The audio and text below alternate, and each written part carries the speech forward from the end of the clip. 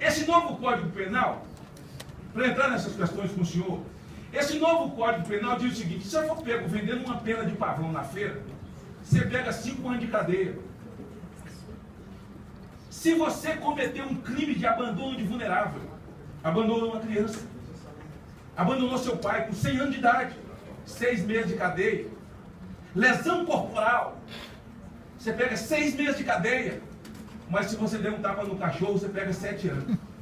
Ninguém tem que bater em cachorro. Mas no dia, se um cachorro, por exemplo, mordeu o senhor, bata no dono, que é só 6 meses. Você bateu no cachorro, é 7 anos.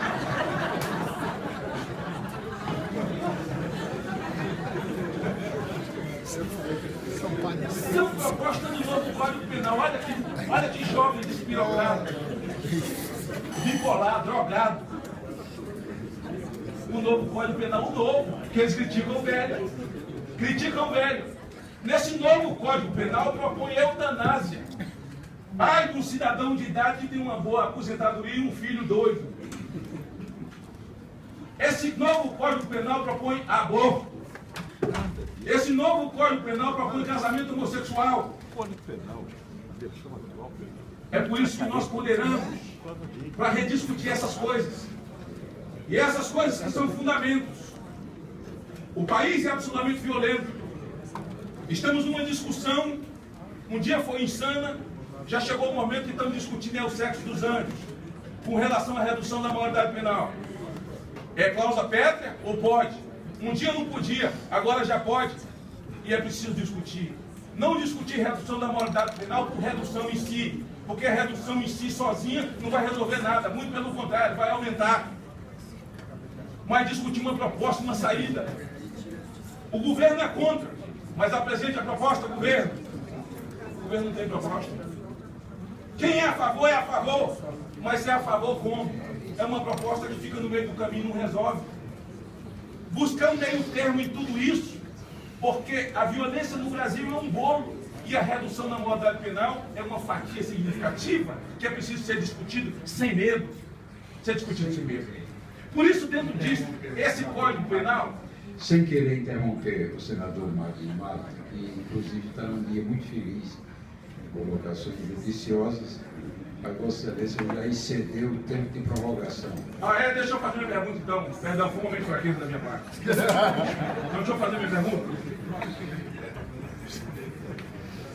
Tem uma pergunta não. O Código Penal precisa, nós não temos tipo penal homofobia. E eu pergunto a Vossa Excelência, se nós não temos, o que é homofobia? Homofobia é quem quer matar, quem destruir. E eles banalizaram essa palavra na sociedade. Qualquer pessoa, você respeita o homossexual, aliás, não sei se você concorda comigo, a regra da boa convivência é o respeito. Eu respeito, ele me respeita, ele me respeita, eu respeito. Essa é a regra, ponto. Valeu! Agora, se você não aplaude, você é homofóbico. Se você não faz coro, você é homofóbico. O que é homofobia, afinal de contas? Pergunto o senhor acha que as repetidas declarações públicas de líderes religiosos, seja de qualquer confissão, condenando a prática do homossexualismo com base na sua fé, na sua crença, o senhor considera essa prática e esses atos homofóbicos? Eu quero que o senhor esclareça o seu entendimento sobre a homofobia. E o senhor, na qualidade de julgador, me condenaria se eu dissesse que não aceito a prática da homossexualidade em lugar público, fora da igreja, com base na minha fé? Essa é uma pergunta. A segunda é a seguinte: o instituto da qual o senhor é diretor, IBDFAM, Instituto Brasileiro de Direito de Família, Vossa Excelência é conhecido, página 16 do seu currículo, atuou formalmente no STF a favor do reconhecimento da união estável entre pessoas do mesmo sexo. O senhor é favorável ao reconhecimento da união entre pessoas do mesmo sexo como entidade de família? Acrescento aqui, foi o senhor, eu li uma informação, e gostaria de me esclarecer, foi o senhor que escreveu o texto que circulou aqui no Senado como projeto de lei de união de pessoas do mesmo sexo? É da minha pergunta. Outra configuração familiar, o senhor acredita que o STF tem competência para reconhecer outros tipos de família, senão os expressamente previstos no texto constitucional? Quarta coisa, a marcha da maconha, maconha, droga, ela está na ilegalidade, é crime no Brasil. Eu presido a Frente Parlamentar contra a legalização das drogas. Aliás, tenho 37 anos da minha vida que tiro gente da rua drogado. É a minha vida, é o que eu respiro, é a minha militância. Desde criança de tenra idade a gente de 70 anos de idade. Quando eles foram ao Supremo, a marcha da maconha foi autorizada com o seguinte texto do ministro. O ministro diz o seguinte: é livre direito de expressão. Se eles fizerem tudo andando quietinho, só com seus cartazes, acompanhado pela polícia, sem baderna, não é crime, é livre expressão. Pergunto ao senhor, se um grupo de pedófilos, abusadores de crianças, saírem numa passeata pacífica com cartazes, abusar de criança é legal, o pai tem que abusar de filho, sou pedófilo e gosto, qualquer tipo de quietinhos com a polícia acompanhando, é livre expressão? É livre expressão de direito? Ou é crime? Se sequestrador fizer marcha, é livre expressão de direito ou é crime? Porque quando o Supremo, porque, aliás, o Supremo não substitui Deus. É a última instância do cidadão. É nessa compreensão que nós temos.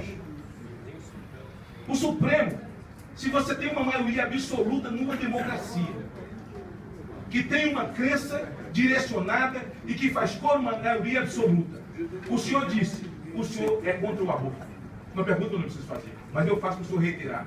O senhor disse que é contra o aborto. Pergunta o senhor é contra o aborto, o cidadão Luiz Facim é contra o aborto. Amanhã, ministro do Supremo, nós poderemos separar o cidadão católico das suas convicções, separar as convicções do cidadão católico do ministro do Supremo? Prevamos que essa casa amanhã vote uma barbaridade, porque foi a Corte Suprema dos Estados Unidos que aprovou o aborto em 1970, a Corte Suprema, e nos Estados Unidos pode abortar com 9 meses. A mulher chega para ter o filho, não quer ter mais.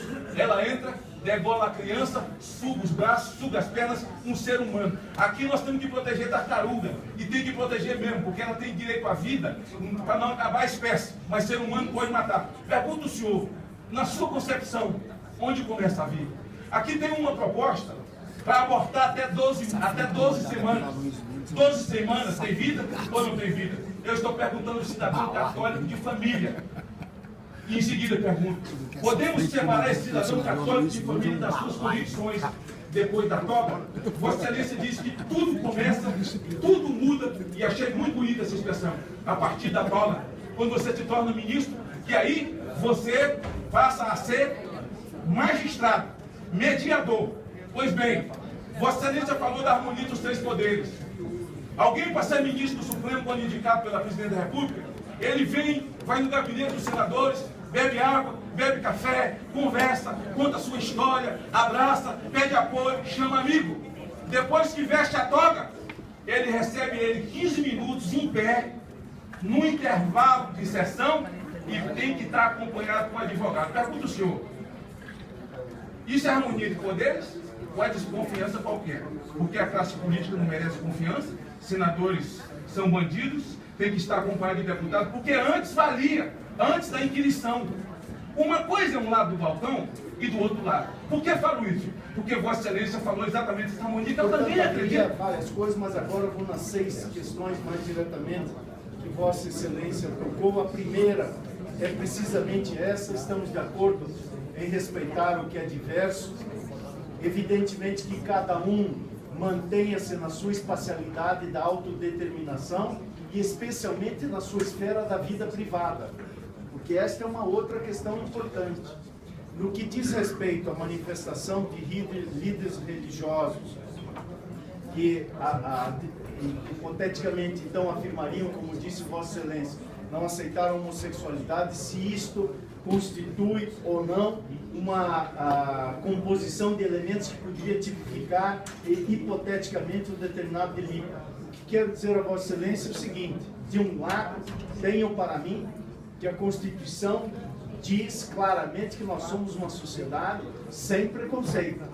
O preconceito também tem uma outra diretriz que envolve a liberdade de crença e de expressão. Portanto, na ambiência da crença religiosa, tenho para mim que essa espacialidade é uma espacialidade própria da crença religiosa. eu não posso impor a Vossa Excelência a crença que tenho desde criança, e na qual acredito por herdade dos meus pais e porque também me conforta a alma. Mas a minha crença só tem o direito de existir na exata medida que a crença de Vossa Excelência também existe. E é nessa espacialidade do respeito que entendo que devamos prosseguir. O Instituto Brasileiro de Direito de Família é um instituto nacional, eu não integro a diretoria nacional, sou diretor da região sul, cada região tem um diretor, não participo de muitas dessas deliberações, algumas das quais não estou de acordo, outras eu estou, poderia citar aqui se tivéssemos tempo. A atribuição de direitos civis às pessoas, obviamente que tem uma inflexão minha. Só para mim não me perder, essa que eu perguntei, o senhor está de acordo? E a resposta que lhe dei, neste momento e com a reflexão que tenho agora para afirmar, é que a manifestação que é feita na espacialidade da crença, ou seja, na expressão da minha crença, no lugar onde eu expresso a minha crença, essa é uma espacialidade que tenho para mim que está no limite e dentro do limite da liberdade. Dentro do limite da liberdade. Na espacialidade pública, a nossa sociedade republicana é uma sociedade que aí veda o preconceito. É essa distinção que me permito fazer a Vossa Excelência. A questão dos direitos civis, eu subscrevo os direitos civis, evidentemente, não o projeto de qual Vossa Excelência fala, talvez seja o Estatuto da Família, que eventualmente tenha sido apresentado. Não? A informação é que quando Vossa Excelência foi instado a escrever o texto que originou o projeto da união entre pessoas do mesmo sexo. Senador, não, pela acho ordem, que não. Esse projeto é meu e ele não teve essa participação de escrever nada. Ele participou e foi um homem de extrema vanguarda. Antes do Supremo ter posicionado do jeito que se posicionou, por exatamente 15 anos depois, com receio das carnes desses partidos terem dificuldade em enfrentar esse tema tão polêmico. O professor Fachin já se posicionava e acredito que sua posição em relação ao espaço dentro das igrejas, que é diferente do espaço de televisão, onde o preconceito tem outro nome, virou outra coisa, é corretíssimo. E é todo o esforço que foi feito nessa casa para o combate à homofobia. Acredito que as pessoas religiosas possam ter a compreensão de que dentro do espaço de um templo, de uma igreja, se fala o que a crença permite, o que a crença acredita, o que é a fé das pessoas. E isso tem que ser respeitado.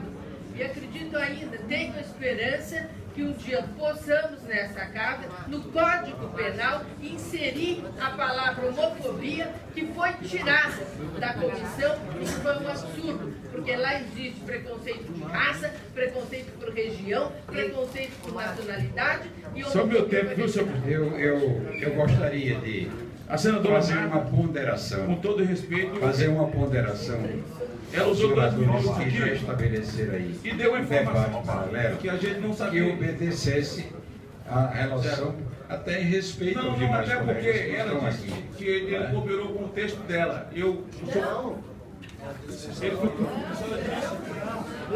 Ele foi chamado a cooperar e tal. Ele se posicionou publicamente. O texto é da minha autoria. Não Tá, ele se posicionou publicamente. A minha pergunta é o seguinte: eu também quero ver a palavra homofobia tipificada no Código Penal, não banalizada como ela está hoje. O que é homofobia? É quem quer matar, quer destruir, sabe? Quer fazer alguém sangrar. Nada disso. Senador Martim Malta, Vossa Excelência falou quase 40 minutos.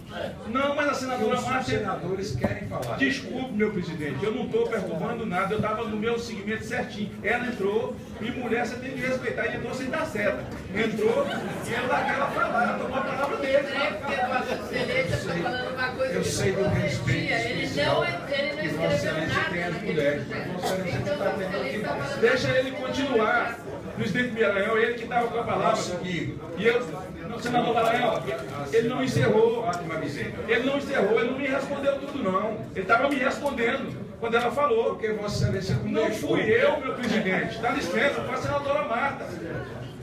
E eu perguntei a ele se ele cooperou. Eu não falei que ele foi ele, não. Eu perguntei a ele. E a gente pergunta para o sujeito responder. Ué, a senhora quis responder. Pelo amor de Deus, me poupe. Uma palavra do Faquim para concluir as suas explicações. E eu achava que todos nós deveríamos guardar essa racionalidade na discussão. Não estou sendo irracional, o senhor me perdoa. Estou dizendo que eu estou aqui na minha posição de senador, Vossa esse é o papel. Peraí. Eu perguntei, ele estava me respondendo. Carapuça na cabeça. Não estou botando carapuça nenhuma. Eu usei a Não estou palavra botando carapuça nenhuma. nós. Nós, eu saio do nós, eu não quero não. Fique para vocês aí. Eu quero que me respondam.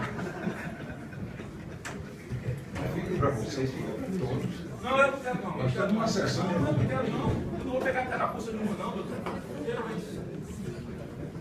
Sou Faquim. Senador, então voltando ao ponto, o que eu sustentei diante do projeto que foi apresentado aqui na Câmara, que eu era favorável que o Poder Legislativo debatesse e que, se assim entendesse, viesse lei sobre a matéria. Em outras palavras, defendi, portanto, a ideia segundo a qual de que os direitos civis, se forem atribuídos, à época, se fossem atribuídos, deveriam resultar de uma manifestação do Poder Legislativo. E o Poder Legislativo, na época, acabou não se manifestando e tivemos o desdobramento que houve na ambiência do Supremo Tribunal Federal. Mas eu sempre tive uma posição segundo a qual esta é uma matéria própria do Poder Legislativo, ou seja, é o lugar, é a espacialidade aonde esses temas devem ser deliberados para saber se os representantes do povo brasileiro entendem por atribuir ou não atribuir esses direitos. Foi quando eu vim à comissão em que esse projeto estava sendo discutido, vim defender essa matéria e me lembro que um colega parlamentar, Vossa Excelência deputado, fez uma objeção, inclusive do ponto de vista da crença. Eu disse: deputado, eu aprendi que é preciso dar a Deus o que é de Deus e a César o que é de César. Mas qual é a posição pessoal do senhor?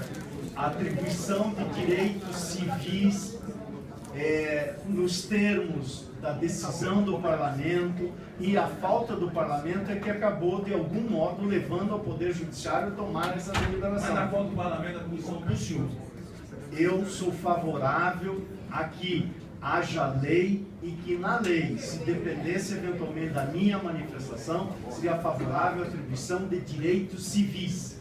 Mas eu entendo, e vou usar aqui uma expressão que pode ser um pouco profana, que não se deve heterossexualizar a homossexualidade. São coisas distintas, cada uma tem a sua esfera.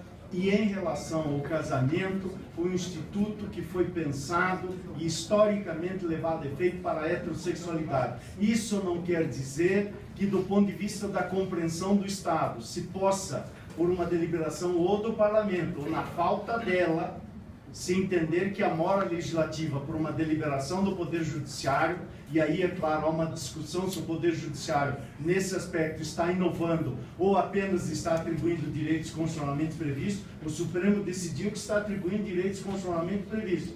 Portanto, nessa dimensão, a minha posição é nesse sentido de atribuir direitos civis. Não promover condutas, não explicitar condutas, não eleger modelos como se fossem modelos a serem seguidos pelos jovens ou por quem quer que seja. Esta é a minha posição, é a posição de uma compreensão dos direitos civis e com a definição prioritária do Parlamento. No que diz respeito à marcha da maconha que o senhor se referiu, dando outros exemplos, como Vossa Excelência bem citou, a matéria foi decidida pelo Supremo Tribunal Federal. É claro que eu não vou usar o habeas corpus preventivo para dizer eu não conheço o caso e não vou me manifestar sobre ele. Vou me manifestar sobre os princípios que Vossa Excelência está a se referir. Do ponto de vista dos meus princípios, a liberdade de expressão deve ser assegurada, mas fazer apologia ao crime Este pode ser um eventual limite à liberdade de expressão. A questão específica do uso de drogas também está na pauta do Supremo, o uso próprio.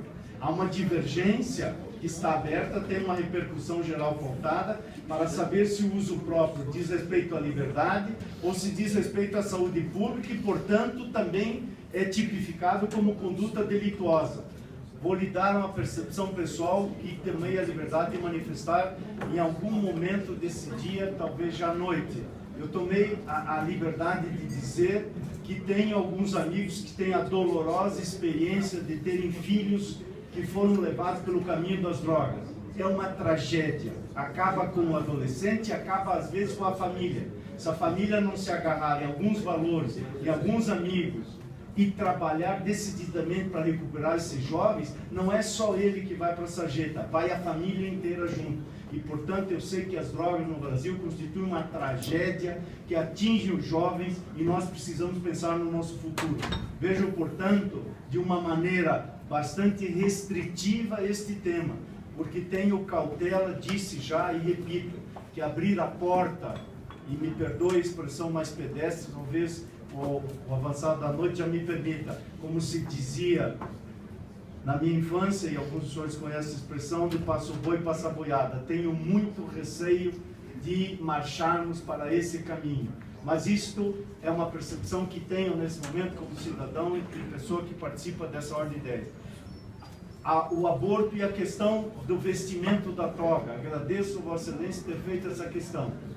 Reitero a minha posição pessoal de cidadão cristão que sou contrário. Não desconheço que é um conjunto de discussões de saúde pública, socioeconômica. Todos nós somos humanitariamente preocupados com isso, com os abortos clandestinos, mulheres que perdem a vida e tudo isso. Mas do ponto de vista dos princípios, a vida é um valor supremo. Subscreva essa ordem de ideia. Qual é a conduta que terei como julgador se for aprovado pelo Senado Federal?